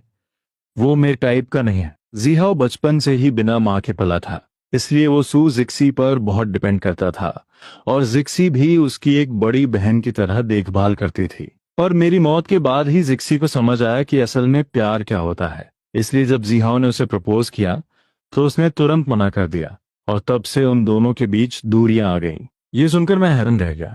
मैंने बिना सोचे पूछ लिया, तो तुम्हें कैसे लड़के पसंद हैं? सू जिक्सी ने कोई जवाब नहीं दिया। बस वो लगातार मुझे देखती रही। उसकी नजरों से मुझे अजीब सी घबराहट होने लगी। अगर नहीं बताना तो मत बताओ। मैंने मुंह फेर लिया और खिड़की के बाहर देखने लगा। पर मेरे अंदर का जासूस जाग चुका था। मैं सच में जानना चाहता था कि आखिर सुजिक्सी के टाइप का लड़का कौन हो सकता है। दूसरी तरफ मैंग जिहाओ उन दोनों को जाते हुए देख रहा था। उसकी आंखों में जलन और नफरत साफ थी। वो गाड़ी चलाकर युशुवान विला पहुंचा, जहां सु योनी अपनी बिल्ली के साथ खेल रहे थे। जिहाओ ने पास जाकर कहा, सु ग्रैंडपा, शाओ चुनन वापस आ गया है। उसने सारी बात बताई कि कैसे चुनन ने सबको बेवकूफ बनाया और अब जिक्सी की यह हालत उसी की वजह से है। सु युआनी ये सुनकर दंग रह गए। अगले दिन वीकेंड पर मुझे एक कॉल आया। क्या मैं मिस्टर शाओ से बात कर रहा हूँ? मैं सु युआनी हूँ। मेरे हाथ से फोन गिरते गिरते बचा, एस सु ग्रैंडपा। नमस्ते। सु युआनी का लहजा ऐसा था जैसे उन्हें मेरे जिंदा होने का पहले से ही पता हो। उन्होंने मुझे बताया कि आज रात जिक्सी घर आएगी और मुझे वहां कर उसका ट्रीटमेंट करना होगा। मैं मना नहीं कर पाया और आखिरकार मुझे यस कहना ही पड़ा। ग्रैंपा ने मुझे तय समय से आधा घंटा पहले बुलाया था। फोन रखने के बाद मैं काफी घबराया हुआ था। मुझे डर था कि पुरानी गलतफहमियों की वजह से वो आखिर मेरे साथ क्या करेंगे। सुयुआनी ने जिक्सी को कॉल करके बताया कि उसे आज रात घर आना है क्योंकि शाओ चुनान वहां आने वाला है। जिक्सी ये सुनकर भड़क गई। आपने उसे कांटेक्ट क्यों किया? ग्रैंडपा ने कहा कि उसकी सेहत के बारे में बात करना जरूरी है। उन्होंने मजाक में यह भी कहा कि शायद जिक्सी का दिल अभी भी चुनान के लिए धड़कता है। उधर ली युआनयुन जब जिक्सी से मिलने आई तो उसने देखा कि जिक्सी गुस्से में वहां से निकल रही थी। जिक्सी ने चिढ़कर कहा कि वो वापस आकर हिसाब लेगी। मैं भारी मन से सू फैमिली विला पहुंचा। वहां सू युआनी अपनी व्हीलचेयर पर थे और पास ही मैंग जिहाओ खड़ा था। इतने सालों बाद ग्रैंडपा थोड़े शांत लग रहे थे। मैंने उन्हें बैठने का इशारा किया और जिक्सी की बीमारी को छुपाते हुए कहा कि बस नींद की कमी और सरदर्द है, जो एक्यूपंक्चर से ठीक हो जाएगा। मैं ही चाहता था कि वो सब फालतू में फिक्रवरी करें। सो युआनी को थोड़ा शक हुआ कि अगर मैं जियांगचेंग हॉस्पिटल में स्पेशलिस्ट हूं तो इतने छोटे काम के लिए क्यों आया। मैंने समझाया कि डायरेक्टर हो इस काम के एक्सपर्ट हैं पर वो आ नहीं सके, इसलिए उन्होंने मुझे भेजा है। तभी मेंग जिहाओ बीच में बोला, इतने डॉक्टर्स में से तुम्हें ही क्यों चुना? कहीं तुम जानबूझकर जिक्सी के पास वापस तो नहीं आए? ग्रैंडपा ने उसे बाहर जाने को कहा और मेरा दिल फिर से तेज धड़कने लगा। जिक्सी बहुत तेजी से घर पहुंची और सीधे चुनान के बारे में पूछा। जिहाओ ने बताया कि वो अंदर ग्रैंडपा के साथ है। जिक्सी अंदर आई और जो उसने देखा उसे देखकर वो आग बोला हो गई। मैं ग्रैंडपा के पुराने जख्मों को चेक करने के लिए उनके पैरों के पास बैठा था। जिक्सी ने झपटकर मेरा हाथ पकड़ा और मुझे खड़ा कर दिया। शोचुनन, क्या तुम किसी के भी आगे झुक जाओगे? कहाँ गया तुम्हारा वो शाओ फैमिली वाला एटीट्यूड? मैं एकदम सुन्न रह गया। मैं तो बस ग्रैंडपा के जख्म देख रहा था। जिक्सी ये सुनकर ठिठक गई। ग्रैंडपा ने भी हंसते हुए कहा कि वो बस मेरी मेडिकल स्किल्स देख रहे थे। तभी नौकर शार्क फिन सूप ले आए। जिक्सी को याद आया कि सालों पहले जब उसके पिता शाओ फैमिली के घर गए थे तो उनका स्वागत इसी से हुआ था। उसे एहसास हुआ कि उसने ग्रैंडपा को गलत समझा था। ग्रैंडपा ने सबको खाने के लिए बुलाया और जिक्सी मुझे ऊपर ले गई। ग्रैंडपा ने जिहाओ को सलाह दी कि वो जिक्सी पर अपना टाइम बर्बाद करना बंद करे क्योंकि दुनिया में और भी लड़कियां हैं। जिहाओ गुस्से में वहां से निकल गया। इलाज खत्म करके मैंने वहां से जाने का फैसला किया। ग्रैंडपा ने ड्राइवर को छोड़ने के लिए कहा पर मैंने मना कर दिया और अकेले ही उस रास्ते पर निकल पड़ा जहां कभी हमारा पुराना घर हुआ करता था। जब जिक्सी की नींद खुली तो मैं वहां नहीं था। वो बदहवास होकर नीचे आई और मेरी तलाश में निकल गई। रास्ते में उसने देखा कि मैं अपने पुराने घर के सामने खड़ा हूँ। उसने गाड़ी रोकी और मेरे पास आकर खड़ी हो गई। क्या अंदर जाकर देखना चाहते हो? मैंने मायूसी से कहा। रहने दो, अब वहां कोई और रहता होगा। पर जिक्सी ने कहा, कोई बात नहीं, वहां रहने वाला मेरा दोस्त है। 1 मिनट बाद दरवाजा खुला और सामने शू अंकल खड़े थे। वो हमारे पुराने ड्राइवर थे। मुझे जिंदा देखकर उनकी आंखों में आंसू आ गए। यंग मास्टर, आप जिंदा हैं। मैंने उन्हें सब समझाया। जिक्सी ने बताया कि जिस दोस्त ने ये घर खरीदा, उसने अंकल को ही घर की देखरेख के लिए काम पर रख लिया था। शिव अंकल ने खुशी खुशी कहा, मालिक, आप अंदर आकर देखिए, सब कुछ बिल्कुल वैसा ही है। मैंने मुस्कुराकर मना कर दिया, क्योंकि अब ये किसी और का घर था। जाते जाते अंकल ने कहा कि जब भी मन करे आ जाना, यहाँ कोई नहीं रहता। जिक्सी ने मुझे मेरे घर छोड़ा और कार से उतरते वक्त पूछा, चुनन, कल का क्या प्लान है? उसने मुझसे पूछा। अगर तुम फ्री हो तो मैं तुम्हें शहर घुमा देती हूँ। इसे बस अपने इलाज की फीस समझ लो। नॉर्थ सिटी इन 5 सालों में बहुत बदल गया था और मेरा भी मन था उसे देखने का, पर जिक्सी के साथ जाना मुझे अजीब लग रहा था। मैंने मना कर दिया, नहीं, कल मुझे अपनी पढ़ाई पूरी करनी है। जिक्सी ने बस सिर हिला दिया। घर पहुंचते ही मेंची का कॉल आ गया। चुनान भाई, कल हम घूमने जा रहे हैं, नो एक्सक्यूजेस। मैंने बहाना बनाया पर वो नहीं मानी। कल सुबह 10 बजे मैं तुम्हें लेने आऊंगी और मेरी दूसरी बहन मेंग जिया भी साथ होगी।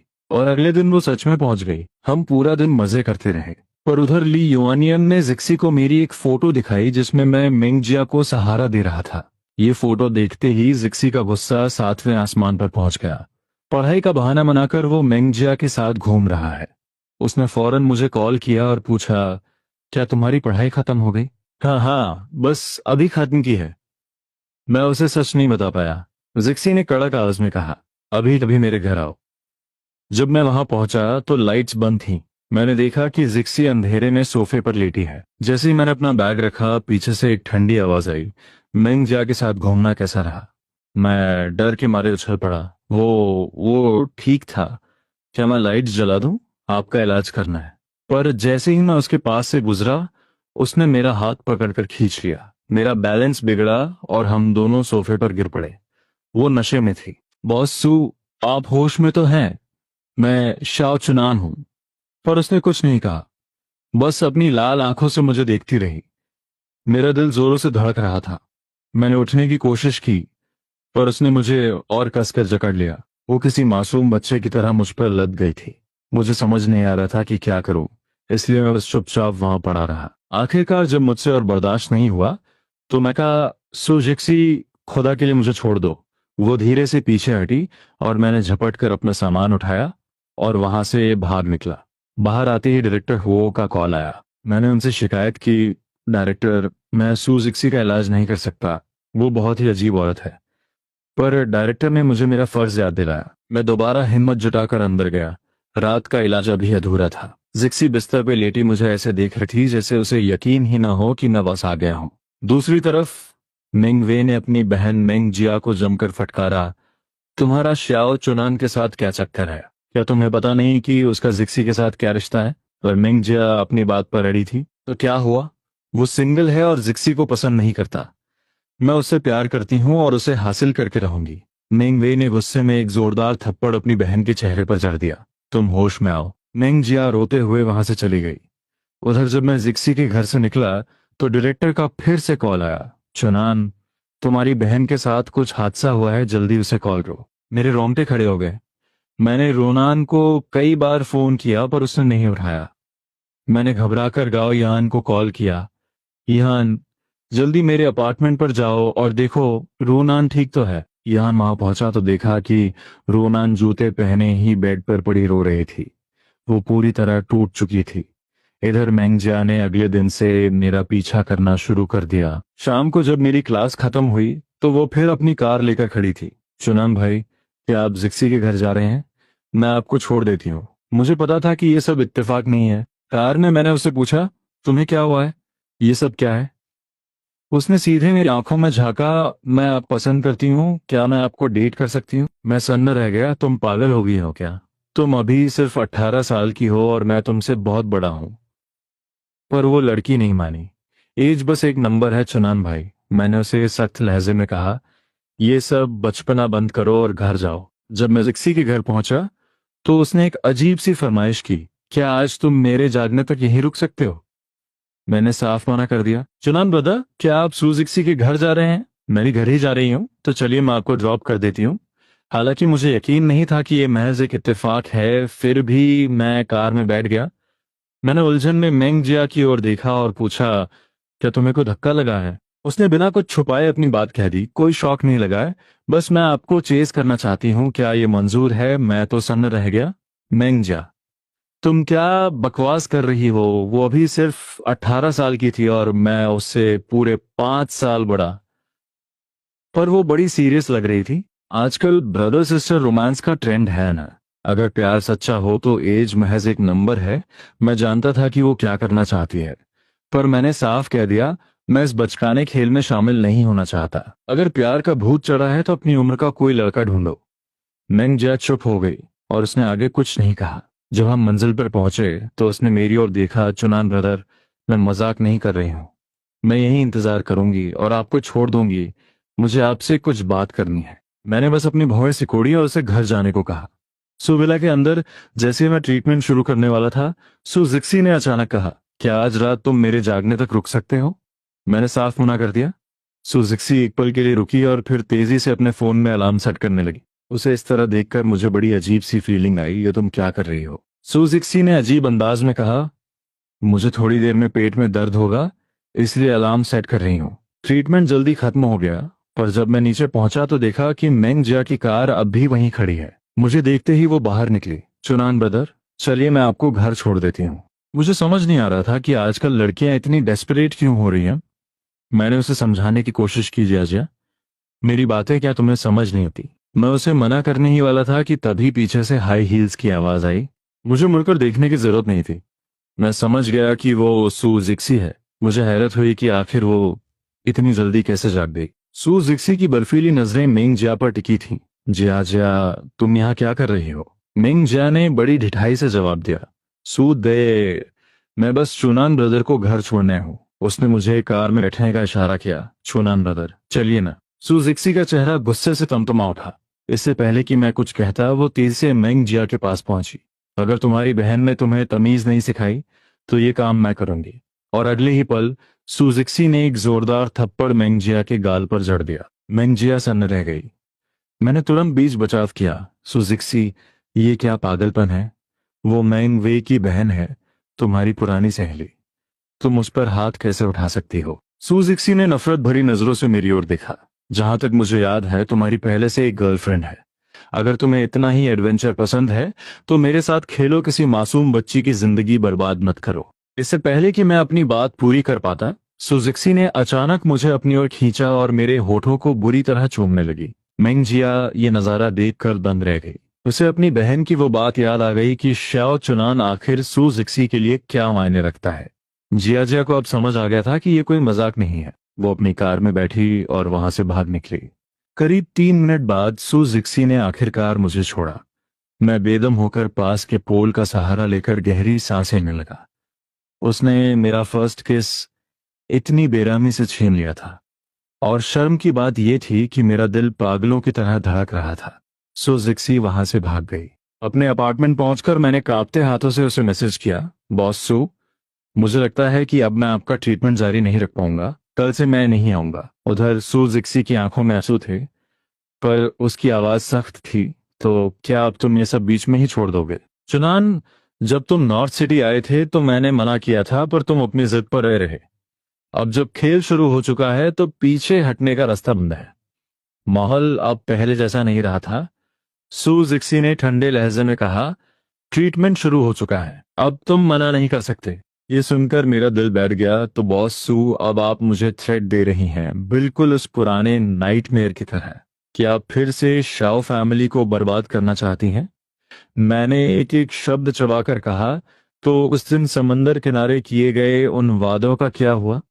क्या वो सब महज एक नाटक था? सुजिक्सी को वो वादे याद आए जो उसने समंदर की लहरों के बीच किए थे।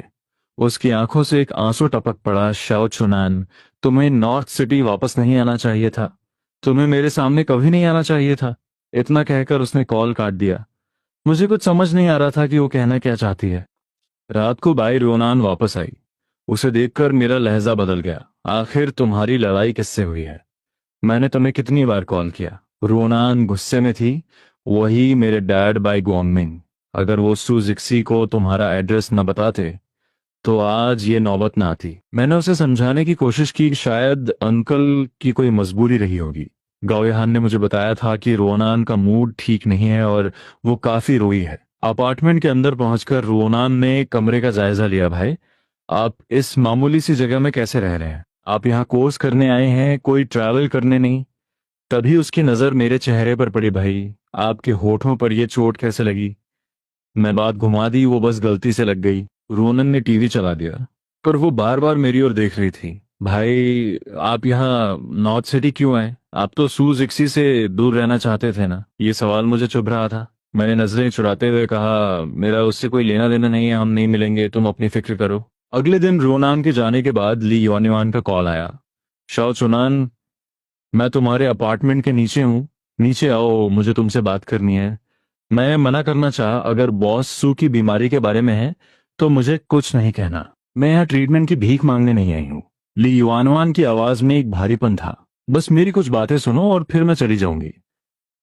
मैं आखिरकार नीचे गया। नस्ली, अब क्या कहना बाकी है? उसने मेरी आंखों में झांका। मैंने कहा था न कि सू जिक्सी 10 दिनों तक नहीं सोई थी, जिसके बाद उसे ये बीमारी हुई। पर क्या तुम जानते हो कि वो क्यों नहीं सोई थी? मैं उलझन में उसे देखने लगा। तुम्हें नहीं पता होगा, क्योंकि तुम तो अपनी मौत का नाटक करके आराम से जांगचन चले गए थे। ली युआनिवान की नफरत साफ दिख रही थी। तुम्हारी मौत के बाद वो तुम्हारी कब्र के पास 10 दिन और 10 रातें खड़ी रही। वो वहां से तब तक नहीं हिली जब तक वो बेहोश होकर हॉस्पिटल नहीं पहुंच गई। तभी से उसे ये इंसोम्निया और सरदर्द की बीमारी है। शाहचुनन, इन 5 सालों में तुम यूरोप गए, डॉक्टर बने, गर्लफ्रेंड बनाई और अपनी फैमिली के साथ खुश रहे। पर क्या तुम्हें पता है कि जिक्सी ने ये 5 साल कैसे काटे हैं? मैं सुनने खड़ा रह गया। मुझे पता था कि मेरी फेक डेथ से उसे दुख होगा, पर वो इस हद तक टूट जाएगी ये मैंने कभी नहीं सोचा था। ली युआनवान ने आगे कहा, वो उस एक्सीडेंट के गिल्ट से कभी बाहर नहीं आ पाई।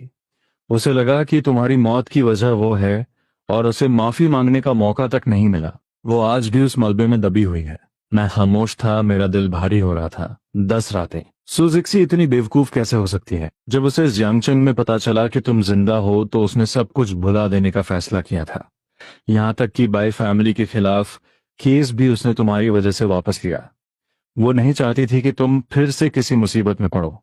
अगर मैंने उसे ट्रीटमेंट के लिए राजी ना किया होता तो शायद आज ये सब नहीं होता। मुझे नहीं पता कि तुमने और उसने आखिर ऐसा क्या किया कि तुम अब पीछे हट रहे हो।